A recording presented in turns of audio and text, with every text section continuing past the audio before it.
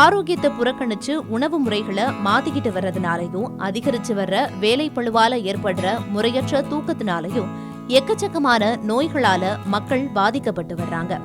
அந்த வகையில உயர் ரத்த அழுத்த நோயால ஏற்படுற விளைவுகள் பத்தி தான் இப்ப பார்க்க போறோம். ஹைப்பர் டென்ஷன் என அழைக்கக்கூடிய இந்த உயர் ரத்த அழுத்தம் வராம கட்டுப்படுத்த ரத்த அழுத்தத்தை 80-120 என்ற நிலையிலேயே வச்சிருக்கணும்னு அமெரிக்கன் ஹார்ட் அசோசியேஷன் கூறுது. அதாவது குறைந்த அளவு பிபி 80 அல்லது அதுக்கும் கீழே, அதிக அளவு பிபி 120க்கும் குறைவா வச்சிருக்கணுமா.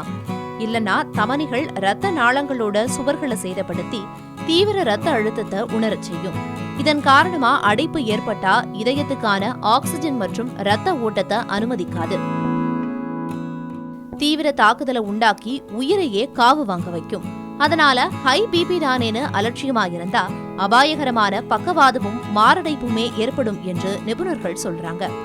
இந்த பாதிப்பு எதுவுமே மெடிக்கல் செக்அப் செய்யாதவரை எந்த அறிகுறிய பத்தியும் அறிந்திருக்க மாட்டீர்கள் என எச்சரிக்கும் மருத்துவர்கள் இதனாலதான் உயர் ரத்த அழுத்தத்தை ஒரு சைலண்ட் கில்லர்னு அழைக்கிறதா சொல்றாங்க. எனவே உங்க ரத்த அழுத்தத்துல ஏற்றத்தாழ்வு இருக்கிறத குறிக்கும் சில அறிகுறிகள் இருக்கிறதாவும் அவற்றை புறக்கணிக்காம உடனடியா மருத்துவரை அணுகணும்னு அறிவுறுத்துறாங்க. அந்த வகையில கடுமையான தலைவலி, மங்கலான பார்வை, மன தெளிவின்மைய குறிக்கிற பிரெயின் ஃபாக், மூச்சு திணறல், எப்பவுமே சோர்வா இருக்கிறது, குமட்டல் இவையெல்லாம் புறக்கணிக்க கூடாத அறிகுறிகள்னு சொல்றாங்க. இப்போ உயர் ரத்த அழுத்தத்தை கட்டுப்படுத்துறது எப்படின்னு பார்க்கலாம்.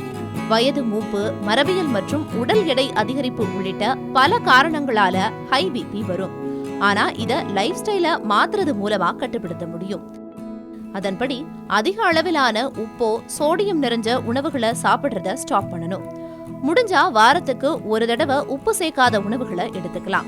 மது பழக்கத்தால ரத்த அழுத்தத்தை ஏற்படுத்தி இதயத்துக்கு பெரிய பாதிப்பையே உண்டாக்கும். ஏற்கனவே ரத்த அழுத்தத்துக்கு சிகிச்சை எடுக்கிறவராயிருந்து மது பழக்கமும் இருந்தா வாரத்துக்கு ஒரு முறைன்னு ஆல்கஹால் எடுத்துக்கிட்டு படிப்படியா குறைச்சுக்கிறது நல்லது.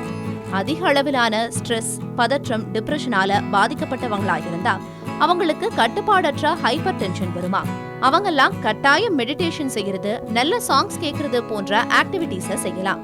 அதே மாதிரி உங்க உடலையும் மனசையும் வலுவாகவும் ஆரோக்கியமாகவும் வச்சிருக்க உடற்பயிற்சி ரொம்பவே முக்கியம்.